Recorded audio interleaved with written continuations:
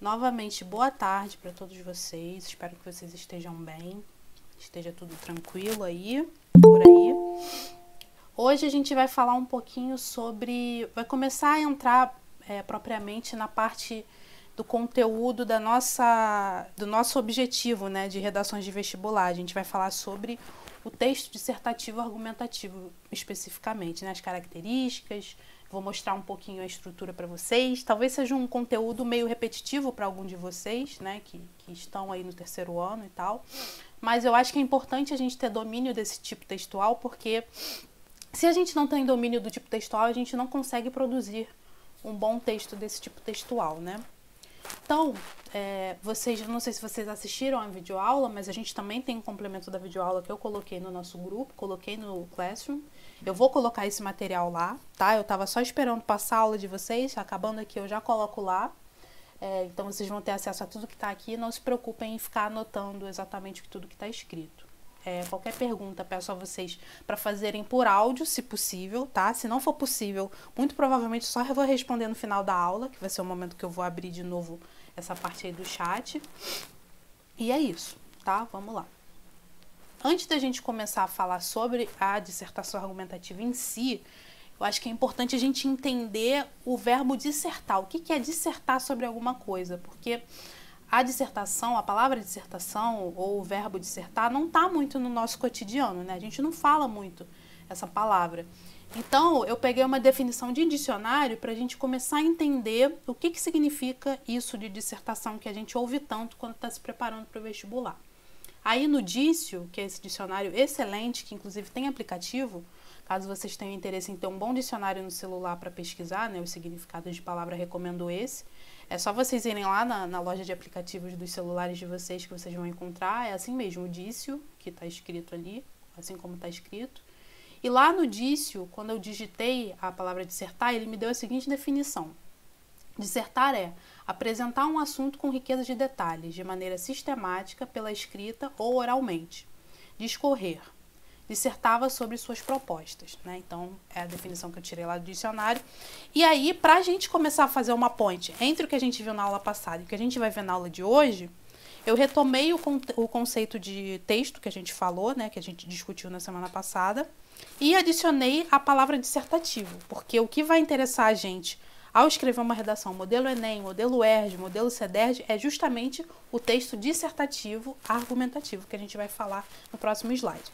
Então, o texto dissertativo é o texto que é toda a unidade linguística e semântica de comunicação, que tem por objetivo apresentar um assunto com detalhes, né? Então, não é qualquer texto especificamente, né? É o texto que toda a linguagem, toda a unidade linguística e semântica de comunicação que tem esse objetivo, que é apresentar um assunto com detalhes. Por exemplo, quando a gente está vendo lá, de repente os pais de vocês estão vendo o Globo News, lá na Globo News tem os especialistas em cada uma das áreas, né? Tem o de economia, tem o de cultura, tem o de política. E aí, digamos, a Flávia Oliveira, que é uma jornalista que é mais especializada nessa parte de economia, ela vai falar sobre o PIB do Brasil relativo ao ano de 2020. Quando ela está lá na Globo News falando sobre o PIB do Brasil de 2020, ela está dissertando sobre aquele assunto. Por quê? Ela está apresentando esse assunto para pessoas que são leigas, né, que estão assistindo o jornal, de uma forma bastante detalhada. Ela está dando bastante detalhes, né? E é isso que é dissertar. Dissertar é dar detalhes sobre um assunto, apresentando esse mesmo assunto. Aí, passando mais um pouquinho, a gente vê que existem dois tipos diferentes de dissertação. O primeiro tipo é a dissertação expositiva.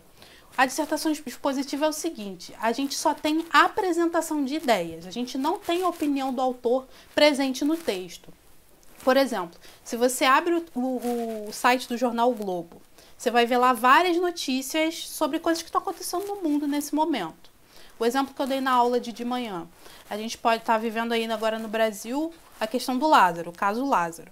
Vocês podem pegar uma reportagem lá no Globo.com falando justamente sobre esse caso. O jornalista vai, pega detalhes, entrevista pessoas, conversa com o policial que está investigando e ele faz uma dissertação expositiva nessa notícia, né? Ele apresenta informações, mas ele não está apresentando ali o próprio ponto de vista dele, o que ele pensa. Por outro lado, a dissertação argumentativa, que é exatamente o modelo que a gente usa para o vestibular, Enem, UERJ, CEDERJ, PUC, FUVEST, todas elas são dissertações argumentativas, né, por via de regras. A PUC às vezes bota carta, bota outras coisas, mas geralmente é dissertação argumentativa. Nessa dissertação, nesse tipo específico de dissertação, além de apresentar as ideias e falar sobre elas de forma detalhada, a gente também precisa observar se há um ponto de vista sendo defendido. Se há ponto de vista sendo defendido, é dissertação argumentativa. E é por isso que é tão fundamental, quando vocês escrevem uma redação, vocês terem algo para defender sobre. É isso que define uma dissertação argumentativa. Para recuperar o exemplo que eu falei da expositiva, da notícia, do jornal, do Lázaro, cheio de detalhes, que o jornalista não se posiciona. Agora vamos dar um exemplo do mesmo caso sendo dissertação argumentativa. Se o jornalista, além de dar todos esses detalhes, ele se posiciona dizendo: eu acho um absurdo o que está acontecendo, não com essas palavras, né? Mas a gente consegue perceber que ele acha um absurdo, que existem questões para serem investigadas ali por trás, que ele não está agindo sozinho, não sei o quê. Tudo isso é a opinião de quem está escrevendo o texto. Então, ali existe, além daquela dissertação, além da apresentação dos fatos, das ideias de forma bastante detalhada, também existe um ponto de vista sendo defendido, tá? E é precisamente nesse tipo aqui de dissertação que a gente vai focar por conta disso, porque é o tipo de dissertação que vocês vão usar na hora de fazer os vestibulares, tá legal? E aí, depois de a gente falar sobre a dissertação argumentativa em si, conceituar e tudo mais, a gente sabe que todos esses tipos textuais dissertativos e argumentativos têm temas, né? Quando vocês vão fazer uma redação de vestibular, o grande medo é sempre qual vai ser o tema da redação. Independente do tema, eu coloquei aqui 5 parâmetros para vocês analisarem o tema que são muito importantes para construir um bom texto nesse tipo textual, né? Dissertativo e argumentativo. Todos eles são relacionados. Eu vou ler e depois vou dar uma explicada na relação entre eles. Primeiro, objetividade, depois racionalidade, ciência, universalidade e ponderação. Na turma de manhã, eu falei o seguinte, dei o seguinte exemplo. Pode ser, muito improvável, mas pode ser que algum vestibular que vocês façam tenha algum tema polêmico da redação. Por exemplo, legalização do aborto. Quando existe a temática da legalização do aborto, numa forma social mesmo, não estou falando especificamente da redação, a gente se confronta com muitas opiniões diferentes, porque as pessoas pertencem a grupos diferentes, né? Os grupos religiosos tendem a condenar o aborto, pessoas mais liberais tendem a se posicionar a favor. Quando você for construir a sua redação, você tem que pensar nesse tema e pensar no desenvolvimento desse tema de forma bastante objetiva. Racional, científica, universal e ponderada. O que isso significa? Significa que, voltando ao exemplo do aborto, você pode dizer, eu sou contra o aborto, mas você jamais pode justificar o seu posicionamento, esse posicionamento contra essa questão, dizendo que, por exemplo, eu sou contra o aborto porque eu sou cristã, eu sou evangélica, eu sou católica. Por que isso não pode acontecer? Porque você está olhando de uma ótica subjetiva, é o seu ponto de vista.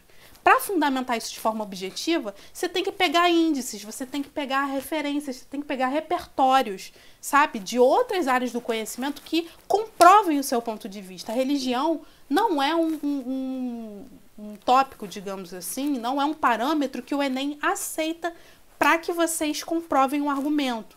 Então, busquem sempre pesquisas que apresentem dados estatísticos, repertórios, conceitos de outras áreas de conhecimento, para que eles mostrem a validade do argumento de vocês, né? Além disso, ser racional, evidentemente. Você não pode pensar naquilo de forma emocional, né? Você tem que pensar como se você fosse uma pessoa, eu sempre uso esse exemplo, como se você fosse uma pessoa que tem muita responsabilidade, tem muito poder sobre as decisões, né? Você não pode decidir de acordo com a sua vontade, você tem que decidir de acordo com a vontade do povo, digamos, se você é um governante, né? Então você tem que pensar em tudo de forma racional, não, eu não gosto desse tema, eu não gosto das pessoas que querem legalizar o aborto, então vou falar mal delas. Não é isso. A redação tem que ser racional, tem que seguir uma racionalidade para que ela seja científica. O que nos leva a outro ponto.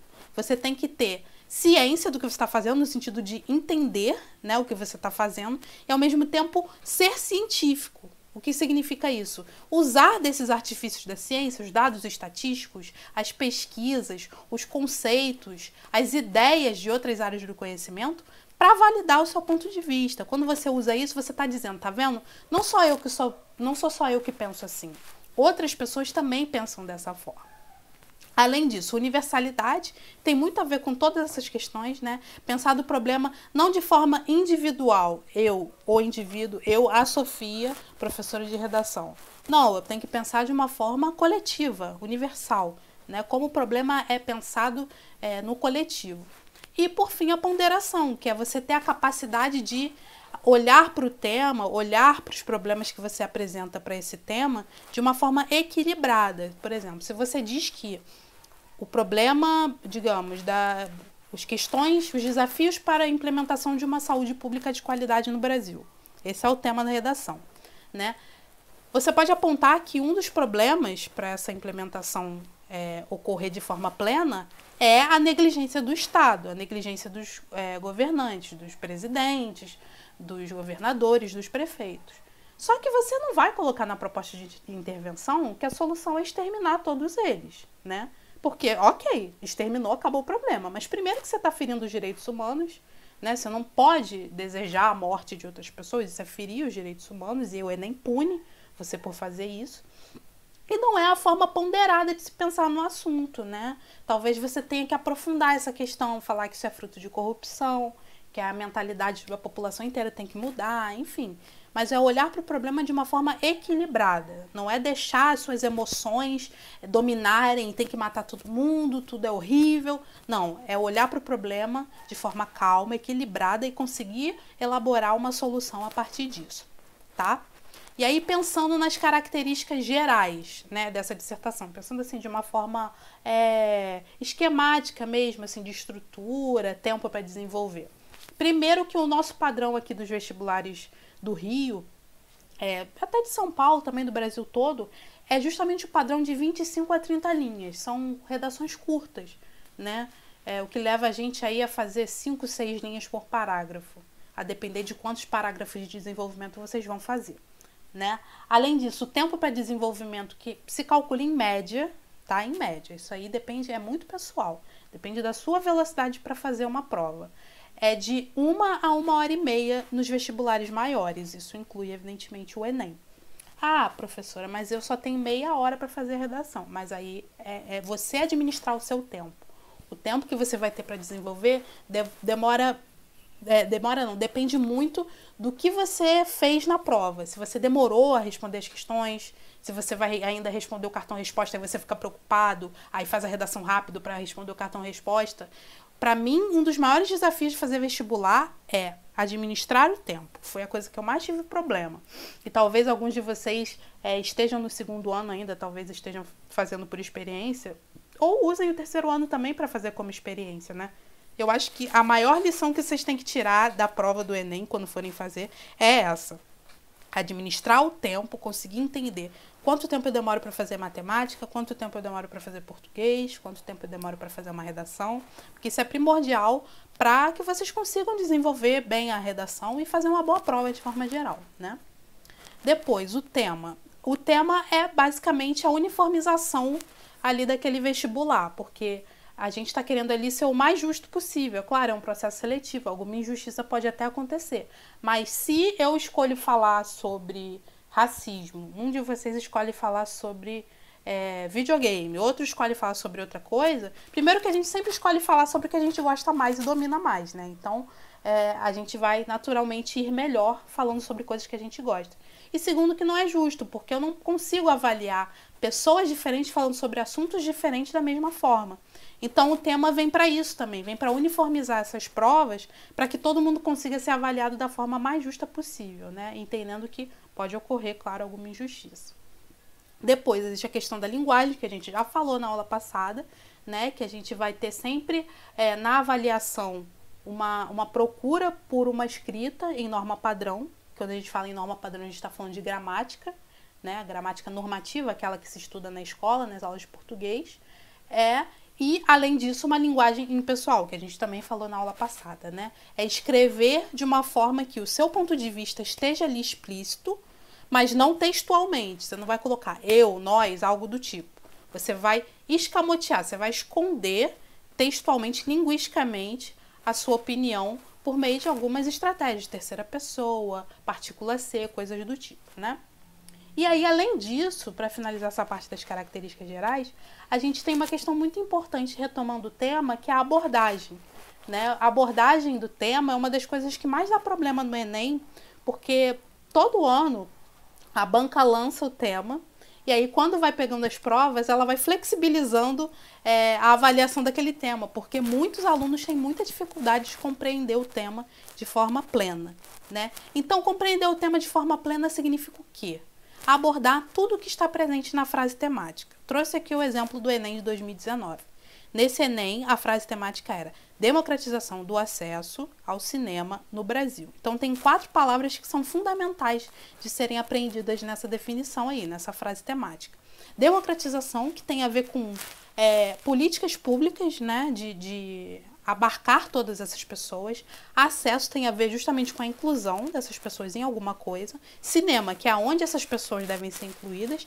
E aí o cinema aí pode ser tanto o espaço físico, a sala de cinema, quanto as outras formas de consumir cinema, pelos streamings hoje em dia, pela pirataria, né? E além disso no Brasil, que a gente está falando do contexto brasileiro. Então, a pessoa que tirou nota máxima nessa questão da abordagem do tema, ela falou sobre políticas públicas para inserir essas pessoas nesse contexto do cinema na sociedade brasileira. Obrigatoriamente tinha que falar dessas 4 coisas. Ah, eu não falei de uma delas, eu não falei de políticas públicas exatamente. Você já caiu na fuga parcial do tema. A fuga parcial é você não abordar o tema de forma completa, naturalmente, né? Você deixou algum aspecto importante que está nessa frase temática de fora. Então, dei o exemplo disso. A pessoa, às vezes, pode ter falado de democratização do acesso ao cinema no mundo todo, mas ela deixou de fora o quê? O fato de que a redação está fazendo menção ao Brasil especificamente, não ao mundo todo. E aí, fuga total o tema, que é o 0, né? Se você perde essa pontuação, você zera a redação inteira, que nesse caso aí, a gente está falando sobre democratização de acesso ao cinema, uma pessoa falar sobre homofobia, sobre racismo, coisas que não tem nada a ver com o que está sendo proposto ali pela banca. Tá legal? E aí, pensando em como esses textos de vocês vão ser avaliados. Os critérios de avaliação têm muito a ver com aquilo que eu falei do tema, de que o tema existe para homogeneizar vocês, para a gente conseguir avaliar todo mundo da mesma forma. E os critérios também vêm nesse sentido, né, de mostrar que existe uma tentativa de avaliação justa. Então, eu vou avaliar a Giovana da mesma forma que o Luiz Felipe, da mesma forma que a Kailane. Todo mundo vai ser avaliado da mesma forma pelos mesmos critérios. E aí, geralmente, esses critérios ficam transparentes para vocês. No caso do Enem, existe o manual do estudante, né, o guia do estudante, que tem lá competência 1, 2, 3, 4, 5, bem explicadinha e dizendo, inclusive, o aluno que tira 200, o que ele precisa fazer? 160, o que ele precisa fazer? Para vocês terem também claridade sobre como vocês são avaliados, né? E nesse mesmo manual, no final, eu não sei se algum de vocês conhece esse material, geralmente tem redações nota 1000 também, né? Que são as redações raríssimas de nota máxima. Então, recomendo muito, eu vou colocar lá no nosso Classroom, que vocês acessem esse material para poderem também ir se inteirando sobre como os textos são avaliados. E aí, esses critérios de avaliação abarcam mais ou menos quais questões? Adequação ao tema, que é isso que eu falei, né? De abordar totalmente, parcialmente ou não abordar o tema de forma correta. Adequação ao tipo textual, que é dissertativo argumentativo, que é seguir essas premissas, né? Fazer um texto de 30 linhas, que tenha uma opinião, que tenha argumentos sendo apresentados e bem defendidos. Coerência, que é o texto fazer sentido, né? Você não pode dizer uma coisa, você não pode dizer A no argumento 1 e dizer B se B contradiz A. Você vai perder bastante ponto nessa parte de coerência. Então, é importante que o texto siga uma linha de raciocínio, que tenha lógica, né? Que tenha sentido. Depois tem a coesão, que é a parte da conexão, né, entre as partes do texto, e essa coesão é entre as frases do mesmo parágrafo e entre os parágrafos, tá? São aqueles conectivos, aqueles operadores argumentativos que vocês usam para marcar bem que uma ideia veio antes e ela vai conectar uma ideia que vem depois. Aí, por exemplo, vocês começam lá o parágrafo 1 de desenvolvimento e conectando-se à tese, né, que aparece no final da introdução, e colocam: nesse sentido é importante ressaltar que blá blá blá blá blá blá, né? Nesse sentido é importante ressaltar que é um operador argumentativo que contribui para a coesão do seu texto. Então é importante demais que vocês coloquem esses conectivos no início de cada parágrafo para que o texto fique bem conectado, e não esqueça de botar também dentro do próprio parágrafo.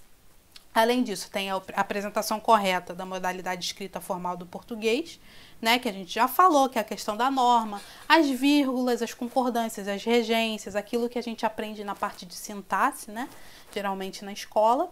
E o Enem tem diferencial da proposta de intervenção, né? Essa proposta sempre tem que estar conectada à argumentação de vocês, tá? Se você diz que o Estado é o responsável pela negligência, como aquele exemplo que eu dei da saúde, né? Da saúde pública no Brasil.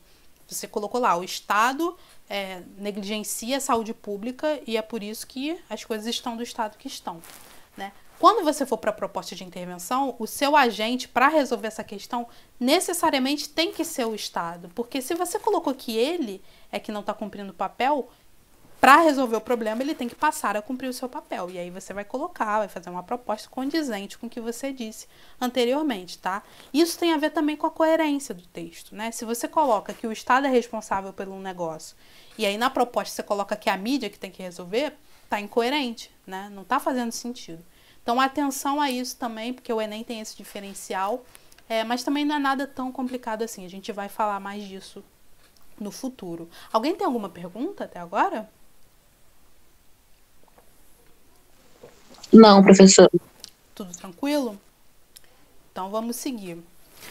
Para a gente exemplificar aqui o que eu falei, tudo isso que eu falei de dissertação argumentativa, texto opinativo, linguagem pessoal, eu trouxe uma redação nota 1000 desse manual que eu estou falando para vocês, que eu vou colocar lá, do Enem de 2017. Eu acredito que nenhum de vocês tenha feito esse Enem, mas foi um Enem que o tema era os desafios para a formação educacional de surdos no Brasil.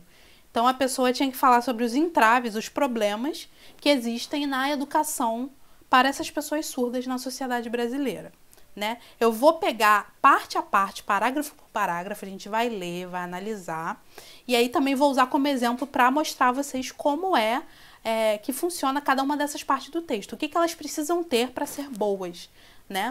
Então, começando pela introdução, naturalmente. A gente faz só um parágrafo de introdução, né? Não precisa de mais que isso. Esse parágrafo geralmente tem de 5 a 6 linhas, o do menino aqui tem 5, né? E nessa introdução, o que precisa constar nessa introdução? As partes mais importantes. Primeiro, contextualização, depois a tese.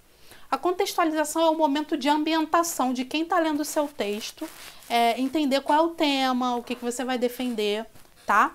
E depois a tese é justamente o seu ponto de vista, é a marcação de qual é o seu ponto de vista em relação àquele tema. Então, o menino começou o texto dele assim: na antiga Esparta, crianças com deficiência eram assassinadas, pois não poderiam ser guerreiras, profissão mais valorizada na época. Na contemporaneidade, tal barbárie não ocorre mais. Porém, há grande dificuldade para garantir aos deficientes, em especial os surdos, o acesso à educação, devido ao preconceito ainda existente na sociedade e à falta de atenção do Estado à questão. Então, o que ele fez? Ele fez uma contextualização ali bacaníssima, que ele pega um repertório da história, né, e ele fala dessas crianças, de fato, né, era algo bem comum na antiguidade, as pessoas com deficiências eram afastadas, né, não sei se vocês conhecem a República do Platão, que ele expulsa as pessoas, ele expulsa várias pessoas, dentre elas pessoas deficientes, porque eram pessoas que não tinham essa possibilidade de serem guerreiras, né, de ter força, lutar em combate, e elas são expulsas. E aí ele fala que na contemporaneidade, nos dias atuais, essa barbaridade não acontece dessa forma. Mas existem outras formas bárbaras de excluir e segregar pessoas com deficiências, especialmente as pessoas surdas, né? Que é o caso da nossa redação. Isso é muito importante, ele está fazendo a delimitação do tema certinho. Porque o que aconteceu nesse ano? Muita gente não falou sobre surdos especificamente, falou só de pessoas com deficiências de forma geral. E aí na proposta de intervenção, por ter feito essa confusão, colocou que precisava ter mais rampas nas escolas, que não tem nada a ver, porque rampas seriam para pessoas com deficiência física, cadeirantes, né? Então percebam que ele está fazendo bem a delimitação, ele já falou sobre os surdos especificamente, ele já falou sobre educação, que é o recorte, né? Porque a gente não está falando de inclusão de uma forma geral, a gente está falando de inclusão para os surdos na educação especificamente. E ele falou naturalmente do Brasil, né? E aí ele lista para ele quais são os 2 desafios. Isso já é o ponto de vista dele. Eu posso chegar aqui e dizer que os desafios são outros, que não esses que ele elenca. Mas ele coloca aqui, para ele, os desafios são o preconceito que ainda existe na sociedade e a falta de atenção do Estado a essa questão, né? O que acontece aqui? Esse 1 e esse 2 que eu coloquei aqui, coloquei porque a minha expectativa, lendo essa introdução, é que o 1 seja o primeiro argumento, né, naturalmente, e o 2 seja o segundo argumento. Esse tipo de tese aqui, a gente vai ver nas próximas aulas, que é a tese explícita, que é justamente a tese em que você está mostrando seu ponto de vista e já está mostrando também quais são os seus argumentos que vão ser defendidos ao longo do texto, né? Então, tendo em vista que ele colocou aqui já o primeiro e o segundo argumento, a gente, quando vai corrigir o texto, vê que aqui existe um projeto de texto claro, né? A pessoa projetou esse texto para ter esses 2 argumentos que vão ser defendidos no primeiro e no segundo parágrafo de desenvolvimento, e a gente espera isso como corretor. Se ele rompe isso, se ele fala no primeiro parágrafo que o desafio sei lá, deixa eu pensar em alguma coisa, a falta de garantia de boa estrutura nas escolas, ele está rompendo completamente com o projeto de texto que ele fez aqui. Então, a partir disso, eu já espero que ele vá falar sobre preconceito no primeiro argumento. Será que se concretiza? E é o que a gente vai ver agora. Vou ler o parágrafo e depois a gente fala da estrutura. Inicialmente, um entrave é a mentalidade retrógrada de parte da população, que age como se os deficientes auditivos fossem incapazes de estudar e, posteriormente, exercer uma profissão. Então, se concretizou perfeitamente, porque ele está fazendo menção. Ele não fala sobre preconceito, ele não menciona a palavra preconceito exatamente, mas ele coloca uma expressão sinônima, né? Mentalidade retrógrada.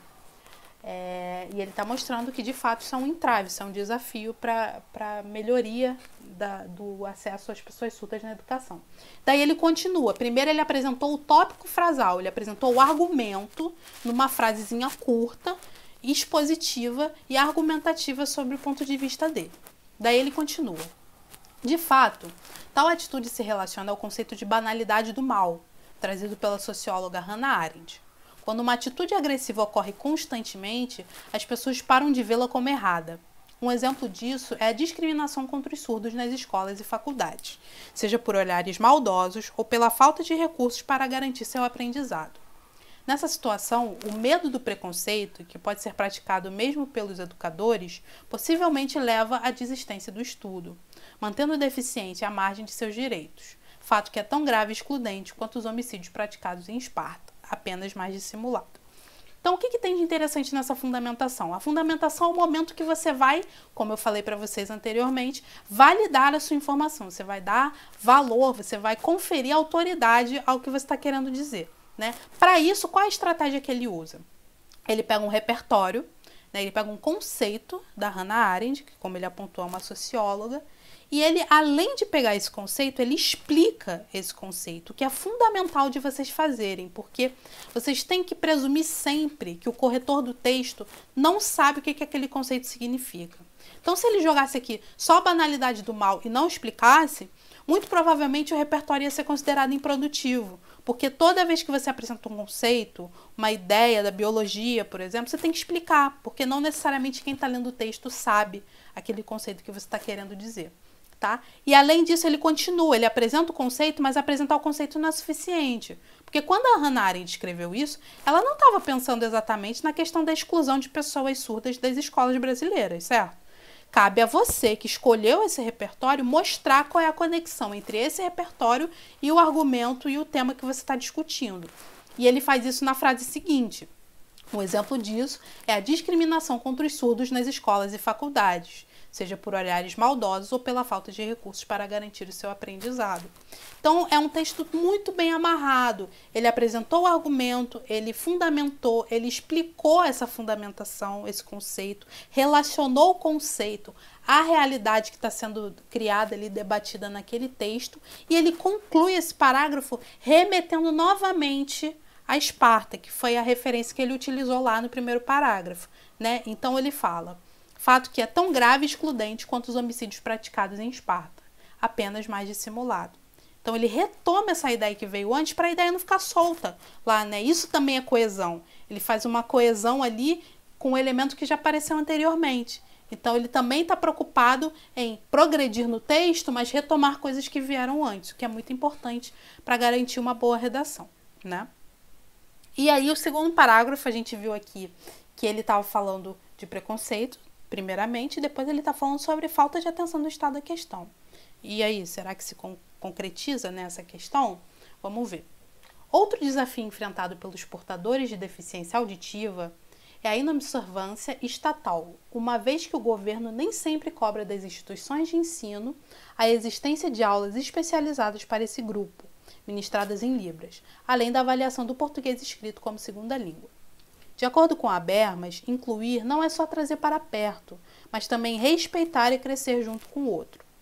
A frase do filósofo alemão mostra que, enquanto o Estado e a escola não garantirem direitos iguais na educação dos surdos, com respeito por parte de professores e colegas, tal minoria ainda estará sofrendo práticas discriminatórias.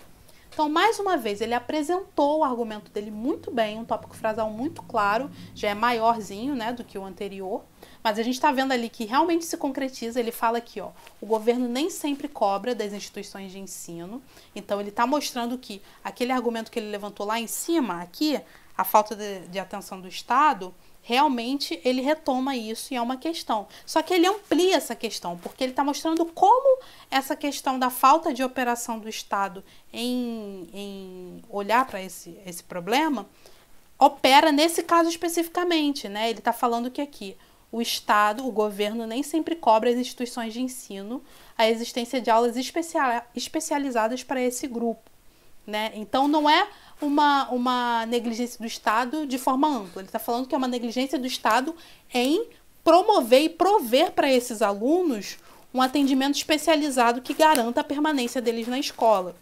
E aí ele fala uma coisa que eu achei muito interessante, que é falar sobre Libras. Libras é a língua brasileira de sinais, né? Que é a língua 1 das pessoas que são surdas, né? A língua 2 deles é a língua portuguesa. Como eles não falam, né? Não necessariamente não falam, mas não ouvem, eles não podem produzir em português. Então, eles criaram a própria língua, Libras, e ele está falando da pertinência da existência de Libras nas escolas, porque ter essa tradução, né, do professor falando em português para Libras, para esse aluno surdo, que vai garantir a permanência dessas crianças e adolescentes nas escolas. E quem é que pode fazer isso? O governo, porque é ele que contrata o professor, é ele que cobra se os professores estão lá, né? E é ele que tem que controlar essa questão. E aí ele dá continuidade, fundamentando o que ele está querendo dizer, falando do Habermas, que é esse filósofo que ele apontou aqui, dizendo que o Habermas diz que incluir não é só trazer para perto, mas também respeitar e crescer junto com o outro. Quando ele traz essa frase do Habermas, ele está mostrando que não basta só colocar as pessoas com deficiência auditiva nas escolas, você precisa também se preocupar em como essa inclusão vai acontecer nesses espaços. Se não tiver intérprete de Libras, não está acontecendo inclusão nenhuma, na verdade, né? Está acontecendo um teatro, estão fingindo que estão incluindo pessoas surdas, mas na verdade elas não estão sendo incluídas de fato, né? E ele continua, ele mostra mais uma vez a pertinência, né, desse repertório, mostra como esse repertório se aplica nesse caso especificamente. Ai, desculpa, gente, tomei um susto. Alguém entrou aqui. Está mostrando a pertinência desse repertório e como esse repertório funciona para o caso específico do tema que a gente está debatendo, né? Porque não é o que eu falei sobre a Hannah Arendt. A Hannah Arendt não pensou a banalidade do mal pensando em como os surdos vão ser ou não incluídos nas escolas brasileiras. Cabe a você que escolheu esse repertório mostrar como essa ponte vai acontecer, como essa relação vai se constituir, tá legal? E aí, por fim, a gente tem o último parágrafo, a conclusão, né, que é sempre um parágrafo também, de 5 a 6 linhas. Esses números que eu estou colocando, eles são variáveis, tá? Porque dependem muito do seu desenvolvimento, né, da forma como você vai expressar as suas opiniões, a forma como você vai organizar essas informações, mas é importante que se aproxime desse número para não passar, né, daquelas 25 a 30 linhas. Então é importante se pensar aí nessa média de 5 a 6 linhas para cada parágrafo. O dele ficou maior do que isso, né? Mas o parágrafo de conclusão tem a seguinte questão para ser abarcada. Vocês têm que pensar sempre que vocês têm que retomar coisas que vieram antes. E aí, quando a gente fala em retomar, a gente está falando em retomar a tese, que é o ponto de vista de vocês. Vocês têm que reiterar, confirmar o ponto de vista mais uma vez para que fique bem claro. Olha, eu penso isso. Tá legal? E além dessa confirmação, dessa reiteração, vocês têm que fazer também, como eu falei anteriormente, uma proposta de intervenção. Essa proposta de intervenção a gente vai ver aqui. Ela precisa ter 5 itens, eu vou colocar eles até aqui no chat, igual eu fiz na outra aula. Esses 5 itens são agente, ação, meio de ação, detalhamento e efeito da ação. Esses 5 itens são fundamentais para vocês tirarem 200. Se você esquecer um deles, já era, você já não tirou 200. E eu vou ler aqui o parágrafo para a gente ir observando como é que ele fez essa construção desse parágrafo. Ele começa assim: destarte para que as pessoas com deficiência na audição consigam um acesso pleno ao sistema educacional, é preciso que o Ministério da Saúde, em parceria com as instituições de ensino, promova cursos de Libras para os professores, por meio de oficinas de especialização à noite, horário livre para a maioria dos profissionais, de maneira a garantir que as escolas e universidades possam ter turmas para surdos, facilitando o acesso desse grupo ao estudo. Então, ele começou retomando, né, de alguma forma, porque ele está falando mais uma vez dos desafios que estão em torno dessa questão, e aí ele parte para a solução desses desafios. Primeira proposta: Ministério da Educação, né, em parceria com as instituições de ensino, é um agente só, tá? No caso que está sendo contado aí, porque é um agente na companhia de outro, não são 2 agentes diferentes, né? Eles se complementam. Então, o agente é o Ministério da Educação, a ação, promover cursos de Libras para os professores, o meio da ação, oficinas de especialização à noite, o detalhamento desse meio, porque ele não está falando que vai ser em qualquer horário, ele está falando que vai ser à noite. Por que vai ser à noite? Ele está detalhando, que é o horário livre que esses profissionais têm para fazer esse curso. E aí ele conclui qual o objetivo, qual é o efeito, qual é a finalidade dessa ação. Né? Garantir que as escolas e universidades possam ter turmas para surdos, facilitando o acesso desse grupo ao estudo. Então, perfeito, 5 itens certinhos, muito bem explicados, muito práticos, muito possíveis de concretizar. E aí ele coloca uma outra proposta, porque 2 problemas, naturalmente 2 propostas. E aí ele diz: em adição, o Estado, agente, deve divulgar propagandas institucionais, ação, ratificando a importância do respeito aos deficientes auditivos, né? Com postagem em redes sociais, que é o meio da ação, para que a discriminação dessa minoria seja reduzida, levando a maior inclusão. Então ele colocou: o Estado é o agente, a ação são essas propagandas institucionais, tá? O meio da ação, as postagens nas redes sociais, e o objetivo, né, o efeito dessa ação, diminuir a discriminação sofrida pelos surdos. Aqui, dá para a gente considerar que o detalhamento é esse, ratificando a importância do respeito aos deficientes auditivos. Mas eu não contaria. Eu contaria que essa proposta tem 4 elementos, mas de toda forma ele ganharia os 200 pontos, porque a primeira proposta está completa. Basta que vocês tenham uma proposta completa para que tirem os 200 pontos na C5. Tá legal?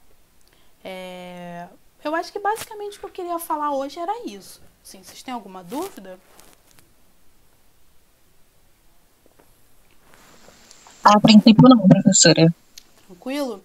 Então, para a gente terminar, eu já passei para outra turma, e vou passar para vocês também, a nossa primeira proposta de redação. Eu não queria passar essa proposta antes dessa aula, porque não necessariamente é o caso de vocês, mas muitos não têm contato com esse tipo textual mesmo, né? Muito. Então, coloquei aqui, vou colocar no nosso Classroom, vou colocar no nosso grupo a nossa proposta. Eu fiz tentando espelhar ao máximo o modelo do Enem, tá? Vocês têm 2 textos, texto 1, texto 2. São 2 textos jornalísticos, tá? Um é mais informativo, o outro é mais estatístico. Tem muitas porcentagens aqui, como vocês podem ver. O texto 3 é uma música, letra de uma música do Emicida, tá? Um rapper lá de São Paulo, que eu não sei se vocês conhecem. É um trecho só. Coloquei o link aqui para a música inteira para quem quiser. Para as reportagens também tem os links, tá? É só clicarem aqui no azulzinho que vocês vão ser redirecionados para o navegador para ler tudo. E o último texto é uma imagem textual, né? Porque a gente já viu que imagens revelam muitas informações para a gente. Então aqui tem muitos dados estatísticos também, tem algumas fotos, alguns desenhos, e vocês vão ler com atenção esses 4 textos para construir uma redação sobre o seguinte tema: a persistência do racismo na sociedade brasileira contemporânea. Quando eu estou falando desse tema, vocês percebam que eu não estou falando só sobre racismo, eu estou falando sobre persistência, que talvez seja a palavra mais importante desse tema. Quando eu falo em persistência, eu não sei se vocês pegam essa noção, mas persistência dá uma noção de que é um problema que começou há muito tempo atrás e ele vem se arrastando até os dias atuais. Nesse caso especificamente, ano passado, quando eu trabalhei com a turma lá do outro polo, eu falei muito sobre a importância de pensar, talvez, o marco mais importante para a população negra na história do Brasil, que foi a abolição da escravidão. E aí a gente olha aquele documento lá assinado pela Princesa Isabel e a gente vê que não existe naquele documento nenhum tipo de preocupação com a vida dessas pessoas pós-abolição, né? Com garantia de moradia, garantia de terras, garantia de educação, nada do tipo. Será que esse problema não é um problema central para a gente entender como esse racismo persiste acontecendo até os dias atuais? Então, estou dando já esse gancho para vocês, porque pode ser uma forma de facilitar a compreensão desse tema, tá legal? E aqui no final eu coloquei algumas recomendações básicas, né, para vocês tentarem evitar o zero, que são basicamente as mesmas do Enem, né? Fazer um texto de mais de 7 linhas, fugir do tema, apresentar uma proposta de intervenção que diz respeito aos direitos humanos, como eu falei, matar, enfim, coisas do tipo, torturar. E, mais uma vez, né, apresentar o texto, uma parte do texto totalmente desconectada do tema proposto, que é aquela famosa receita de miojo que o menino botou. Ele botou um recheio, né, uma introdução, uma conclusão, e botou uma receita de miojo no meio. Fazer isso também leva ao zero. Tá? Eu vou colocar essa proposta lá para vocês. Eu tô dando prazo de 2 semanas, então daqui a 2 sábados, até daqui a 2 sábados, né, vocês têm para me entregar aquelas recomendações que eu já fiz, tá? Sempre foto.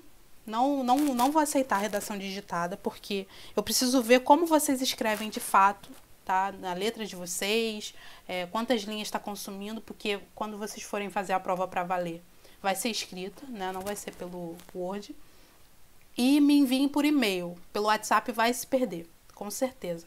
Tá? O meu e-mail tá na descrição do nosso grupo de redação, mas também tem como vocês acessarem esse e-mail pelo post que eu vou fazer. E aí vocês me enviam por e-mail até daqui 2 semanas, tá? Eu acho que é um prazo razoável, dá tempo de vocês desenvolverem bem. E conforme vocês forem me enviando, eu vou tentando retornar, né? No meio das minhas outras demandas de estudo e tal, eu vou pegar, corrigir e já retorno a vocês, tá bom? Tudo certo? Professor, Oi. só queria saber um negócio. Tipo, essa forma, né? É do Enem. Mas é igual para a UERJ também ou é diferente? Não, a redação da UERJ é totalmente diferente. Porque o Enem, ele tenta mais que vocês procurem os problemas. Quais são os problemas? A UERJ tenta entender qual é a causa desses problemas, sabe? Vocês argumentam no Enem muito no sentido de isso é um problema por causa disso e disso, né? A UERJ tenta entender, mas qual é a origem desse problema? Como é que esse problema se processa? E a UERJ, a diferença fundamental é que a UERJ não tem proposta de intervenção. Na verdade, você pode até fazer uma emulação, uma imitação de uma proposta de intervenção, mas não é muito recomendado, tá? A UERJ olha para o tema de uma forma mais reflexiva, o Enem olha de uma forma mais propositiva. Sim, é resolver um problema. O Enem é resolver, né? A UERJ é entender o problema. Entendi, obrigada. Tá legal? Mais pra frente a senhora vai passar? Também não. UERJ? Sim. Eu acho que para esse ano, eu não sei se a gente... Você está dizendo em relação ao vestibular que vai acontecer agora em julho? Sim. Eu não sei se a gente vai ter essa aula, porque como a gente já começou depois de todo o período de inscrição e tal, eu acho que a quantidade de pessoas que vai fazer é muito pequena. Mas, de toda forma, a gente vai ter uma videoaula, uma ou duas, só falando da redação UERJ. Aí eu vou passar o link para vocês e vocês assistem, tá? Quem for fazer. Ok, obrigada. Nada? Mais alguma dúvida, gente? Ou é isso? Podemos encerrar. Então, encontro vocês na semana que vem. Na semana que vem vai ser igual a semana passada. A gente só se encontra pelo WhatsApp, porque aí é a nossa escala, né? Nosso rodízio. E aguardo as redações de vocês, tá? Podem ficar à vontade, fazendo o tempo que precisarem dentro dessas 2 semanas. E me retornem com dúvidas, qualquer coisa, tá? Meu WhatsApp tá lá. Podem vir falar comigo tranquilamente que a gente tenta resolver as dúvidas de vocês. Tá legal?